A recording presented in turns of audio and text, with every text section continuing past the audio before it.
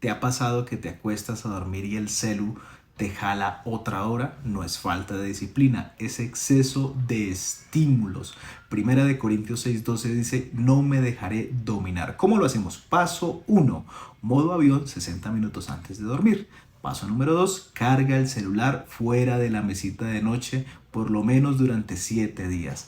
Menos pantallas, más paz. Si te ha pasado, cuéntanos tu experiencia en los comentarios y aprendamos a vivir bien.